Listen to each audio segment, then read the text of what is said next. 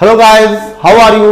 मैं भूपेंद्र सिंह। आज की क्लास में हम आपके लिए लेकर आए हैं इंटरमीडिएट सिलेबस की थर्ड पोएम, जिसका नाम है keeping quiet, composed bye Pablo Neruda. तो पाब्लो नेरुदा के बारे में आइए हम जान लेते हैं पहले थोड़ा। Pablo Neruda was born in 1904 में ये चिली में पैदा हुए थे and he was awarded by Nobel prize in 1971 और 1971 में उनको नोबेल प्राइज से सम्मानित किया गया था। और इस पोएम के थ्रू नेरुदा ने हमें एक मैसेज देने का प्रयास किया है और आज की इस भागम भाग जिंदगी में वो हमसे अपील करते हैं कि हम सबको थोड़ी देर के लिए ही सही शांत होकर अपने बारे में इंट्रोस्पेक्ट करना चाहिए, आत्मचिंतन करना चाहिए। तो आइए हम शुरू करते हैं poem. Now we will count to 12। तो पोएट जो है वो कहते हैं कि हम 12 तक काउंट करते हैं। हम पहले नाउ मीन्स अब, वी विल काउंट अब हम काउंट करते हैं टू 12। कहां तक? 12 तक। मतलब अब हम 1 to 12 काउंट करते हैं and we will all keep still, और उसके बाद हम सब शांत हो जाएंगे। यहां पे कीप स्टिल रेफर करता है इनएक्टिव को। तो नेरुदा कहते हैं कि अब हम 12 तक काउंट करेंगे, उसके बाद हम सब पल भर के लिए ही सही हम सब एकदम से शांत हो जाएंगे, इनएक्टिव हो जाएंगे। तो यहां पे कुछ चीजें आप देख लीजिए। जैसे पोएटिक डिवाइस की बात करते हैं तो वी विल, हम देख पा रहे हैं कि दो क्लोजली वर्ड इसमें यूज हुए हैं और दोनों W लेटर से स्टार्ट हुए हैं। तो हम कह सकते हैं कि इस दी गई लाइन में पहली जो दोनों लाइनें हैं उनमें वी विल दो बार आप अलिट्रेशन का मतलब फिगर ऑफ स्पीच आपको क्या मिलेगी? अलिट्रेशन या पोएटिक डिवाइस अलिट्रेशन यूज हुआ है यहां। और चूंकि ये पूरी एक ही लाइन है, पहली लाइन से दूसरी लाइन पे जब आया गया है तो कोई भी सिंबल यूज नहीं हुआ है। तो उस अकॉर्डिंग हम कह सकते हैं कि दी गई इन दो लाइनों में पोएटिक डिवाइस इंजैबमेंट भी यूज हुआ है। और इंजैबमेंट के अलावा जब हम देख पा रहे हैं तो वी विल दो बार रिपीट हुआ है और ये दोनों लाइनें जो है एक्चुअल में एक लाइन है। तो यहां पे कहा जा सकता है कि पोएटिक डिवाइस रिपीटेशन भी यूज हुआ। तो इस तरह की ऊपर की दो लाइनों में हमें कई सारे पोएटिक डिवाइस देखने को मिल रहे हैं। जैसे पोएटिक डिवाइस अलिट्रेशन यूज हुआ है, पोएटिक डिवाइस रिपीटेशन यूज हुआ है, क्योंकि वी विल रिपीट हुआ है पोएम की लाइन में दो बार। तो अलिट्रेशन हो गया, रिपीटेशन हो गया, इसके साथ इंजैबमेंट भी यहां पर यूज हुआ है। तो आइए पहले हम पोएम देख लेते हैं, क्योंकि पोएटिक डिवाइस हम एक साथ चेक करते हैं। ऐसे पोएटिक डिवाइस अगर 1 by 1 लाइन के बताएंगे तो काफी लंबी पोएम हो जाएगी। चलिए अगली लाइन शुरू करते हैं। पोएट कहता है कि फॉर वंस, एक बार, on the face of earth, एक बार इस पृथ्वी के, जो पृथ्वी का ये फेस है, अर्थात पृथ्वी के फेस को हम इस भूमंडल कह सकते हैं। तो for once on the face of the earth, एक बार इस अर्थ के फेस पर, अर्थात एक बार इस अर्थ के फेस पर, let's not speak in any language. Poet कहता है कि इस पृथ्वी के मंडल पर या इस अर्थ के फेस पर एक बार हम आओ करके देखते हैं। क्या करके देखते हैं? कि let's not speak in any language, हम कोई भी लैंग्वेज ना बोलें। पोएट हमसे इंट्रोस्पेक्शन करने को कह रहा है, आत्मचिंतन करने को कह रहा है। तो वो कह रहा है कि एक बार इस अर्थ के फेस पर हम कोई भी लैंग्वेज ना बोलें। तो यहां पर एनी लैंग्वेज की बात जो की जा रही है, तो हम डिफरेंट टाइप की लैंग्वेज बोलते हैं और वो लैंग्वेज ही है जो हमको दूसरे कंट्रीज के पर्सन के साथ हमारे बीच डिफरेंसेस पैदा करती। तो जैसे यहां पर एनी लैंग्वेज कहा गया है, तो पोएट का मतलब है यहां पे हम कोई भी लैंग्वेज नहीं बोलेंगे। जैसे ना हम टेक्स्ट लैंग्वेज बोलेंगे, मतलब लिखित भाषा का प्रयोग करेंगे, ना हम वर्बल, मुंह से बोली जाने वाली भाषा का भी हम इस्तेमाल नहीं करेंगे। और एक और लैंग्वेज होती है जो कि होती है एक्शन। जैसे हमारे सरहद पे जवान जो होते हैं वो केवल एक लैंग्वेज जानते हैं और वो लैंग्वेज है एक्शन की। तो यहां पे पोएट का कहने का मतलब है कि इस दौरान जब हम खामोश होंगे, इनएक्टिव होंगे, इंट्रोस्पेक्शन के लिए उस दौरान हम कोई भी लैंग्वेज इस्तेमाल नहीं करेंगे या कोई भी भाषा इस्तेमाल नहीं करेंगे, क्योंकि भाषा ही है जो लोगों के बीच अंतर पैदा करती है।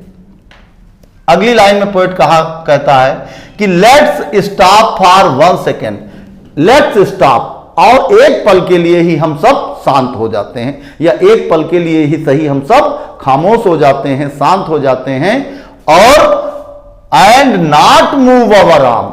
जब हम शांत हो जाते हैं उस दौरान हमको ना तो अपने आर्म मूव करने हैं। आर्म मतलब यहां पे आर्म्स का अर्थ दो चीजों से लगाया गया है। एक तो आर्म्स कहा गया है भुजाओं के बारे में, अर्थात हमें अपने हाथों को ज्यादा मूव नहीं करना है। दूसरा आर्म्स रेफर करता है वीपन्स को।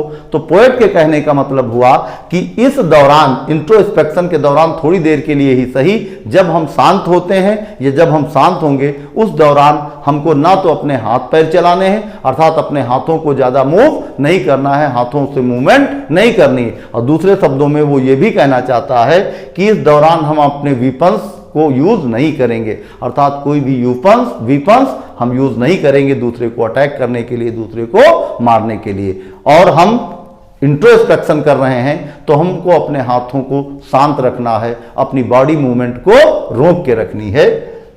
And not move our arm so much, और ज्यादा अपने हाथों को भी न तो हाथों को चलाना है, और पोएट ये भी कहना चाहता है इसके साथ साथ हमें अपने वीपन्स को भी यूज नहीं करना है। अगला, it would be an exotic moment. Poet कहता है कि अगर ऐसा हो पा रहा, मान लो उसकी अपील पे अगर सारे लोग पल भर के लिए ही सही, थोड़ी देर के लिए ही सही, अगर सारे लोग इंट्रोस्पेक्शन करने के लिए कीप क्वाइट हो जाते हैं, इनएक्टिव हो जाते हैं, तो वो पल जो होगा वो पल एग्जॉटिक मोमेंट होगा, एक अद्भुत विलक्षण वो पल होगा इस पृथ्वी पर। किस पल की बात की जा रही? जिस पल में सारे लोग कोई भी लैंग्वेज नहीं बोलेंगे, कोई भी अपने हाथों को मूव नहीं करेंगे, अपने वीपन्स को यूज नहीं करेंगे। तो अगर ऐसा हो पाया तो वो पल जो होगा वो एक एग्जॉटिक मोमेंट होगा, एक अविस्मरणीय, एक अद्भुत पल होगा, वो विदाउट रस, एक ऐसा पल होगा जिसमें ना तो जीवन में कहीं भागम भाग होगा, क्योंकि आज के युग में मानव का जो जीवन है वो रस से भरा हुआ है। हमारे जीवन में इतना रस है कि हम हर पल भागते जा रहे हैं काम के पीछे, और एक पल के लिए भी हमें सुकून नहीं है कि हम सुकून से बैठकर अपने बारे में सोच सकें, इंट्रोस्पेक्शन कर सकें। तो पोएट यही मैसेज देना चाहता है इस पोएम के थ्रू कि हमको थोड़ी देर के लिए समय निकालकर अपने बारे में इंट्रोस्पेक्शन जरूर करना चाहिए। तो पोएट कहता है कि अगर ऐसा हो पाया तो it would be an exotic moment, ये पल जो होगा ये अद्भुत पल होगा, विस्मरणीय पल होगा, विदाउट रस, जहां जीवन में कोई भाग दौड़ नहीं होगी। विदाउट रस मतलब अगर हम इंट्रोस्पेक्ट कर रहे हैं तो जितनी देर इंट्रोस्पेक्ट करेंगे, जितनी देर हम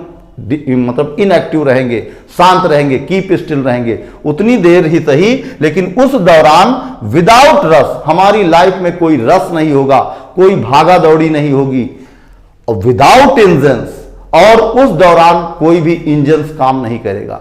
पोएट के कहने का मतलब कि जब ह्यूमन बीइंग के द्वारा ही ऑपरेट किए जाते हैं, कोई भी इंजन्स हो वो सब ऑपरेट किए जाते हैं ह्यूमन बीइंग के द्वारा। तो जो ह्यूमन बीइंग थोड़ी देर के लिए अपने हाथ पैर बंद कर देगा चलाना, अर्थात वो इंट्रोस्पेक्शन करने के लिए वो कीप क्वाइट हो जाएगा, तो उन मशीन्स को ऑपरेट उस दौरान ह्यूमन बीइंग नहीं करेगा, अर्थात उस दौरान वो मशीनें भी क्या होंगी? बंद होंगी, और मशीनों से जो प्रोड्यूस होने वाला नॉइज है वो भी बंद हो जाएगा। तो पोएट के कहने का मतलब है कि वो जो पल होगा वो एग्जॉटिक मोमेंट होगा। क्यों? क्योंकि उस पल के दौरान विदाउट रस, हमारी लाइफ में ना तो कोई भाग दौड़ होगी, विदाउट इंजन, और ना ही हमारे जीवन में कोई शोर शराबा होगा। भाई जब इंजन चलेंगे नहीं, इंजन मूव नहीं करेंगे, इंजन ऑपरेट नहीं किए जाएंगे ह्यूमन बीइंग के द्वारा, तो इंजन स्टार्ट नहीं होंगे, और जब इंजन स्टार्ट नहीं होंगे तो उनसे निकलने वाला जो शोरगुल है वो भी नहीं प्रोड्यूस होगा। तो पोएट के कहने का मतलब अगर हम पल भर के लिए या थोड़ी देर के लिए इंट्रोस्पेक्शन के लिए कीप क्वाइट हो जाते हैं तो हमारा जीवन जो है वो भागम भाग जिंदगी से परे होता, अर्थात उस वक्त हमारी लाइफ में वो जो विदाउट रस, उस वक्त हमारी लाइफ जो है विदाउट रस के होगी, बिना भाग दौड़ के होगी, और बिना किसी शोर शराबे के होगी। सुकून भरा माहौल वो होगा हमारे लिए। फिर आगे पोएट कहता है we would all be together. अगर ऐसा कर पाए, हम क्या कर पाए कि थोड़ी देर के लिए इंट्रोस्पेक्शन के लिए हम अपने आप को कीप स्टिल कर देते हैं और उस दौरान ना तो हम कोई लैंग्वेज यूज करते हैं, ना अपने आर्म्स यूज करते हैं, ना वीपन्स यूज करते हैं, तो वो पल जो होगा वो एग्जॉटिक होगा। और उस दौरान जब हम कोई मूवमेंट नहीं करेंगे तो ना कोई लैंग्वेज बोलेंगे, तो हमारे और अदर कंट्रीज के जो पर्सन है जिनके बीच डिफरेंसेस हैं, और ये सारे डिफरेंसेस किसकी वजह से हैं, या तो हमारी लैंग्वेज की वजह से हैं या हमारे एक्शन की वजह से। तो चूंकि ना हमें कोई लैंग्वेज यूज करनी है और ना कोई हमें एक्शन उस समय करना है, एक्टिव करना, तो हमारे बीच के जो डिफरेंसेस हैं वो थोड़ी देर के लिए ही सही हमारे बीच के डिफरेंसेस बिल्कुल ना के बराबर हो जाएंगे, और तब we will all be together, हम सब एक साथ होंगे। मतलब हम और साथ साथ उन कंट्रीज के पर्सन भी जिन्हें हम अपने इनेमी या अपना इनेमी मानते हैं, उन लोगों के साथ भी हमारी कोई उस दौरान शत्रुता नहीं रहेगी। तो we would all be together, हम सब साथ होंगे इन अ सडन स्ट्रेंजनेस, आकस्मिक विचित्रता में हम सब एक साथ होंगे। आकस्मिक विचित्रता में, सडन मीन्स होता है आकस्मिक, स्ट्रेंजनेस मीन्स होता है विचित्रता। तो आकस्मिक विचित्रता के माहौल में हम सब एक साथ होंगे। हम सब मतलब हम और साथ साथ वे बंदे भी या वो पर्सन जिन्हें हम अपना इनेमी समझते हैं, तो वो सब एक साथ होंगे और आपस में सबके बीच भाईचारा होगा, क्योंकि लैंग्वेज हम कोई उस दौरान यूज नहीं करेंगे, एक्शन कोई हम यूज नहीं करेंगे, एक्शन कोई हम अप्लाई नहीं करेंगे। तो और एक्शन और लैंग्वेज ही है जो हमें लोगों या हम लोगों के बीच में एक डिफरेंस पैदा करती। तो जब एक्शन नहीं यूज किया जाएगा, लैंग्वेज नहीं यूज की जाएगी, तो एब्सोल्युटली लोगों के बीच के जो डिफरेंसेस हैं उस दौरान या थोड़े देर के लिए ही मिट जाएंगे, और तब हम हर व्यक्ति के साथ भाईचारे के साथ रह पाएंगे। और फिशरमैन इन द कोल्ड सी, आगे कहता है पोएट कि फिशरमैन इन द कोल्ड सी, और उस दौरान इंट्रोस्पेक्शन के दौरान या कीपिंग स्टिल के दौरान फिशरमैन क्या करेंगे, fisherman in the cold sea, fisherman जो सी में है। तो एक चीज हम देख पा रहे हैं कि यहां जो कोल्ड वर्ड यूज हुआ है, ये कोल्ड एक्चुअली सी को मॉडिफाई नहीं कर रहा, ये कोल्ड मॉडिफाई कर रहा है फिशरमैन को। तो ये कोल्ड किसके लिए यूज किया गया, फिशरमैन के लिए।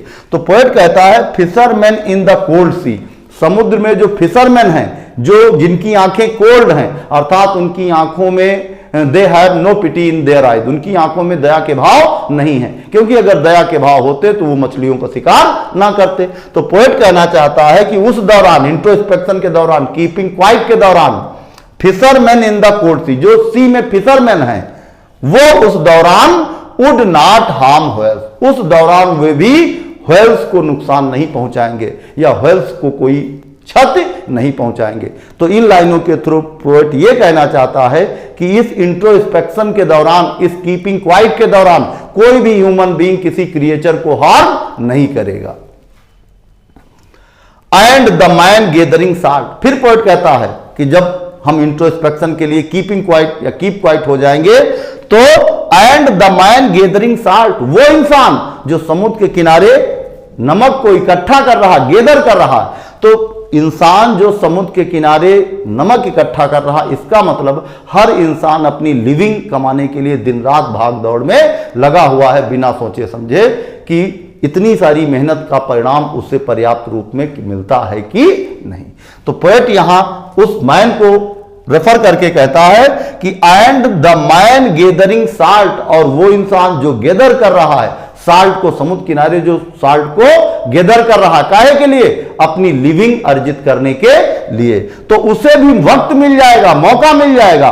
इंट्रोस्पेक्शन के दौरान जब वो कीप स्टिल होगा तब उसे मौका मिल पाएगा अपने हाथों को देखने के लिए, अपने चोटिल हाथों को देखने के लिए, कि जिस गैदर को, जिस साल्ट को उसने गैदर किया है, उस साल्ट को गैदर करने के लिए उससे कितनी क्षति उठानी पड़ी है। अदरवाइज अगर वो इंट्रोस्पेक्शन के लिए कीप क्वाइट नहीं होगा तो लगा रहेगा, उसे एक पल के लिए भी फुर्सत नहीं कि वो ये भी देख सके कि इस अर्निंग के लिए जो दिन रात वो लगा है उसके लिए वो अपने आप को कितना हार्म कर रहा है। तो इन लाइनों के थ्रू पोएट एक मैसेज देना चाहता है कि दिन रात हम कमाई के पीछे, अर्जित मतलब जीविका अर्जित करने के लिए भागम भाग लगे रहते हैं। हम कभी ये विचार भी नहीं कर पाते कि इस भाग दौड़ से जो हम अर्जित करने के लिए भाग दौड़ कर रहे हैं, इस भाग दौड़ में हमने क्या पाया है और क्या गंवाया। ये तो सच है कि हम भाग दौड़ करेंगे तो हमको जीविका अर्जित होगी, लेकिन उस जीविका अर्जित करने के लिए आखिर हमने खोया क्या है?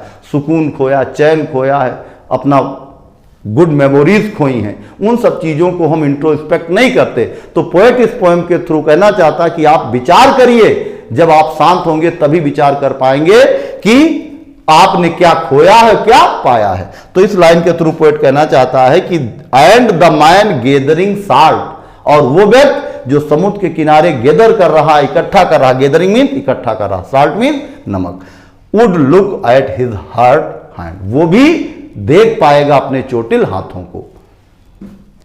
और those who prepare green wars, फिर आगे पोएट कहता है कि वो लोग जो ग्रीन वाश को प्रिपेयर कर रहे हैं। अब ग्रीन वाश को क्या प्रिपेयर कर रहे हैं? ग्रीन वाश प्रिपेयर करने का मतलब लोग चंद फायदे के लिए अंधाधुंध पेड़ों की कटाई करते जा रहे हैं। उन्हें ये नहीं पता जिन पेड़ों को चंद फायदे के लिए या चंद सिक्कों के मुनाफे के लिए वो काट रहे हैं, वो पेड़ हमारे लिए, हमारी लाइफ के लिए कितना इंपॉर्टेंस रखते हैं, इसकी परवाह वो नहीं करते। अंधाधुंध पेड़ों की कटान में लगे हुए उनके लिए भी पोएट एक मैसेज देता है और कहता है कि those who prepare green wash, वे लोग भी जो ग्रीन वाश की तैयारी में लगे हैं या हरित युद्ध की तैयारी में लगे हैं, हरित युद्ध में लगे हैं,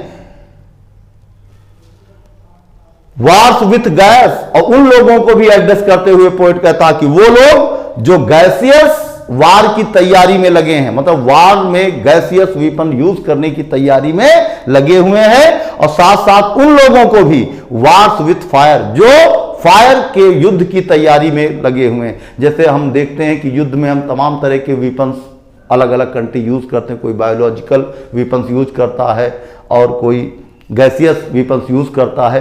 तो पोएट उनको एड्रेस करते हुए कहता कि वो सारे लोग जो ग्रीन वार की तैयारी कर रहे हैं, जो गैस वार विथ गैस अर्थात गैसियस वार की तैयारी कर रहे हैं, और वार्स विथ फायर, और जो फायर से वार करने की तैयारी कर रहे हैं, या ऐसा वार जिसमें वो फायर यूज कर सकें, बम जैसे यूज करते हैं तो बम से काफी तहस नहस या काफी ज्यादा क्षति होती है। तो पोएट उनको संबोधित करते हुए कहता कि वे लोग जो ग्रीन वार की तैयारी कर रहे हैं, जो वार्स विथ गैस की तैयारी कर रहे हैं एंड वार्स विथ फायर की तैयारी कर रहे हैं, वो लोग अगर इंट्रोस्पेक्ट करेंगे तो इस चीज को रियलाइज कर पाएंगे क्या कि विक्ट्री विथ नो सर्वाइवर्स, कि ऐसी विजय का कोई यूज नहीं है, ऐसी विजय का कोई वजूद नहीं है, ऐसी विक्ट्री का कोई महत्व नहीं है जहां उसको भोगने वाले कोई सर्वाइवर ही ना बचे। तो पोएट यहां कहना चाहता कि ये लोग जो लगे हुए हैं बेतहासा, अगर इंट्रोस्पेक्ट करेंगे, थोड़ी देर के लिए वो काम होके अपने बारे में इंट्रोस्पेक्ट करेंगे, कीप क्वाइट होंगे, तो वो इस चीज को रियलाइज कर पाएंगे, अपने बारे में वो इंट्रोस्पेक्ट करेंगे, तब इस चीज को रियलाइज कर पाएंगे। किस चीज को? कि विक्ट्री विथ नो सर्वाइवर्स, ऐसी जीत का कोई फायदा नहीं, ऐसी जीत का कोई महत्व नहीं जहां सर्वाइवर्स ही ना हो। तो पोएट कहने का मतलब पोएट के ये है कि जो युद्धों में बड़े बड़े बम हुए या बायोलॉजिकल वेपन्स हुए, इनका जो यूज किया जाता है, इससे ह्यूमैनिटी को काफी ज्यादा क्षति होती है। तो जो लोग इन युद्धों की तैयारी कर रहे हैं, जब वो इंट्रोस्पेक्ट करेंगे, आत्मचिंतन करेंगे, तो इस चीज को रियलाइज कर पाएंगे कि इन युद्धों का कोई वजूद नहीं है। कब? अगर इन युद्धों को जीत भी लिया गया इन वीपन से, और अगर सर्वाइवर्स न बचे, मतलब लोग न बचे, तो इन युद्धों का या इस जीत का कोई वजूद नहीं रह जाता। लेकिन ये कब वो रियलाइज करेंगे? जब वो इंट्रोस्पेक्ट करने के लिए अपने आप को कीप क्वाइट रखेंगे या डीएक्टिव करेंगे, तब इनएक्टिव होंगे तब।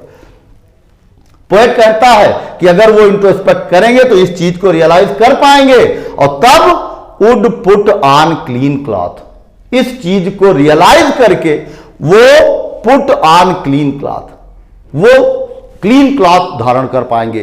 क्लीन क्लॉथ धारण करने का मतलब हुआ युद्ध से निजात या युद्ध के प्रति अनअट्रैक्शन, युद्ध के प्रति जो नया अट्रैक्ट हो उनको, मतलब वो क्लीन क्लॉथ धारण कर पाएंगे। क्लीन क्लॉथ धारण करने का मतलब वो मन में अपने शांति स्थापित कर पाएंगे। जब इंट्रोस्पेक्ट करेंगे तब उनको इन युद्धों का परिणाम और इनके नतीजे का एहसास होगा, तब वो क्लीन क्लॉथ धारण कर लेंगे, अर्थात युद्धों की ओर उनका जो ध्यान है, युद्धों की ओर जो उनका इंटरेस्ट है वो कम होगा। तो वुड पुट क्लीन क्लॉथ, वो क्लीन क्लॉथ धारण कर पाएंगे अगर इंट्रोस्पेक्ट करेंगे, तो इस चीज को रियलाइज कर पाएंगे युद्धों के परिणाम को और उसके नतीजों को, तब वो क्लीन क्लॉथ धारण कर पाएंगे, अर्थात अपने आप सफेद वस्त्र अपने को धारण करा पाएंगे, अर्थात शांति अपने दिमाग में, अपने मन में वो शांति स्थापित कर पाएंगे। And walk about with their brothers, और तब वो अपने भाइयों के साथ, यहां पे ब्रदर्स किसको रेफर करता है? उन लोगों के साथ जिन्हें इनेमी अब तक समझा जाता रहा, जिनके ऊपर अटैक करके जिनको मारने के हर वक्त प्लान बनाते जा रहे हैं, उनकी बात की जा रही है कि and walk about with their brothers, और हम उन भाइयों के साथ कंधे से कंधे मिलाकर चल सकेंगे in the shade of doing nothing. In the shade, shade यहां पे शांति की छाया में, जहां पर दिमाग में कोई फितूर ना हो, दिमाग में कोई टेंशन ना हो, दिमाग में किसी को हराने का जज्बा ना हो, फ्री ऑफ माइंड के साथ, पीस ऑफ माइंड के साथ हम अपने भाइयों के साथ शांति की छाया में रह सकेंगे, उन भाइयों के साथ जिन्हें हम अपना शत्रु समझते हैं, और डूइंग नथिंग, कुछ ना करके उनके साथ बैठकर हम शांति से बैठ सकते हैं, लेकिन कहां? शांति की छाया में। तो एक बार ये लाइन फिर से देख लेते हैं, and walk about with their brothers, और हम वॉक कर सकते हैं किसके साथ? अपने उन भाइयों के साथ जिन्हें हम अपना शत्रु समझते हैं, इन द शेड, कहां? शांति की छाया में, डूइंग नथिंग। और ऐसा कब हो सकता है?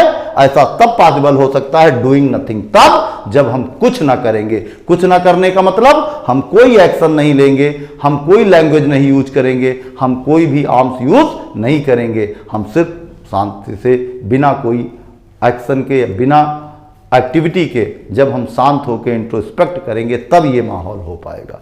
तो ये कुछ लाइनें हैं। आइए पोएटिक डिवाइस के बारे में देख लेते हैं। तो हम देख पा रहे हैं कि जैसा कि आपको बताया गया है कि पहली दोनों लाइनों में कौन कौन सी पोएटिक डिवाइस यूज हुई। इन दो लाइनों में आप पाएंगे कि अलिट्रेशन यूज हुआ है, क्योंकि वी विल, यहां अलिट्रेशन है। फिर अगली लाइन में वी विल, यहां भी क्या यूज हुआ? अलिट्रेशन। और अलिट्रेशन के बाद ये दोनों लाइनें, चूंकि पहली लाइन से जब हम दूसरी लाइन पे आते हैं तो कोई भी सिंबल हमें दिखाई नहीं दे रहा, तो उस नाते हम कह सकते हैं यहां पे पोएटिक डिवाइस इंजॉयमेंट भी यूज हुआ है। पोएटिक डिवाइस इंजॉयमेंट, तो यहां पे अलिट्रेशन, रिपीटेशन, और चूंकि वी विल रिपीट भी हुआ है, तो यहां रिपीटेशन भी है, अलिट्रेशन भी है और इंजॉयमेंट भी पोएटिक डिवाइस यूज हुआ। आइए अगली लाइन देख लेते हैं। अब जब हम आगे बढ़ते हैं तो हम देखते हैं कि हमारी पोएम की दो लाइनें सेम वर्ड से स्टार्ट हुई हैं, और जब पोएम की दो लाइनें किसी सेम वर्ड से स्टार्ट होती हों तो वहां पे पोएटिक डिवाइस होता है एनाफोरा। तो हम कह सकते हैं यहां पे पोएटिक डिवाइस कौन सी यूज हुई है? एनाफोरा। यहां पे लेट्स और लेट्स, दोनों लाइनें लेट्स से हमारी स्टार्ट हुई हैं, तो हम कह सकते हैं यहां पोएटिक डिवाइस एनाफोरा यूज हुआ। अब आगे हम और देखते हैं तो देख पाते हैं कि विदाउट विदाउट, एक लाइन में विदाउट 2 टाइम यूज हुआ है, तो हम यहां कह सकते हैं पोएटिक डिवाइस रिपीटिशन यूज हुआ। यहां भी पोएटिक डिवाइस रिपीटिशन यूज हुआ, क्योंकि विदाउट एक ही लाइन में सेम वर्ड एक से ज्यादा बार रिपीट हुआ, तो हम कह सकते हैं पोएटिक डिवाइस यहां रिपीटिशन यूज हुआ। जब हम और आगे बढ़ते हैं तो देखते हैं यहां पे आर्म्स यूज हुआ है। तो आर्म्स एक ऐसा वर्ड है व्हिच हैव 2 मीनिंग। आर्म्स के 2 मीनिंग है। एक तो आर्म का प्लूरल, भुजाएं, तो यहां पोएट कहना चाहता हम अपनी भुजाओं को, अपने हाथों को ज्यादा मूव नहीं करेंगे, और दूसरे शब्दों में आर्म एक और मीनिंग रखती है, वो है वीपन्स। तो यहां पे पोएट ये भी कहना चाहता कि हम अपने वीपन्स का यूज नहीं करेंगे इस इंट्रोस्पेक्शन के दौरान, कीप क्वाइट के दौरान या कीपिंग क्वाइट के दौरान, जब हम इनएक्टिव होंगे, इनएक्टिव फॉर्म में, उस दौरान हम कोई वीपन्स नहीं यूज करेंगे और ना अपने हाथों को ज्यादा मूवमेंट करेंगे। तो यहां पे आर्म्स जो है, यहां पे पोएटिक डिवाइस आप पाएंगे पन।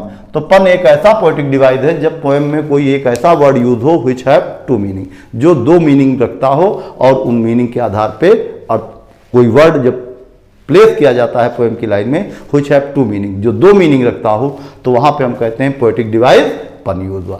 तो इस लाइन में हम देख पा रहे हैं पोएटिक डिवाइस पन यूज हुआ है। आगे हम बढ़ते हैं तो देख पा रहे हैं कि एक लाइन में देखिए हिज हर्ट हैंड, यहां भी हिज हर्ट हैंड, ये 3 वर्ड हैं जो सेम लेटर से स्टार्ट हो रहे हैं और वो लेटर कौन सा लेटर है? कॉन्सोनेंट। और उसका जब प्रोनाउंसिएशन करते हैं तो भी कॉन्सोनेंट लेटर से होता। तो हम कह सकते हैं कि हिज हर्ट हैंड, यहां भी आपको पोएटिक डिवाइस अलिट्रेशन मिलेगा, यहां भी पोएटिक डिवाइस अलिट्रेशन यूज हुआ है। और उसके बाद वी वुड, यहां भी हम देख पा रहे हैं कि वी वुड, यहां भी अलिट्रेशन आपको दिखाई देगा क्योंकि 2 वर्ड हैं और किसी सेम वर्ड से स्टार्ट हो रहे हैं और वो वर्ड, वो लेटर कैसा है? सेम लेटर से सॉरी स्टार्ट हो रहे हैं और लेटर कैसा है? कॉन्सोनेंट। जब कॉन्सोनेंट लेटर से 2 क्लोजली वर्ड प्लेस होते हैं और सेम कॉन्सोनेंट लेटर से स्टार्ट होते हैं, प्रोनाउंसिएशन भी कॉन्सोनेंट लेटर से शुरू होता, तो हम कहते हैं वहां पोएटिक डिवाइस अलिट्रेशन है। तो यहां भी इस लाइन में आपको पोएटिक डिवाइस कौन सा मिलेगा? अलिट्रेशन। यहां पोएटिक डिवाइस यूज हुआ है अलिट्रेशन और यहां भी पोएटिक डिवाइस आपको अलिट्रेशन मिल रहा। तो इन दोनों लाइनों में पोएटिक डिवाइस अलिट्रेशन यूज हुआ।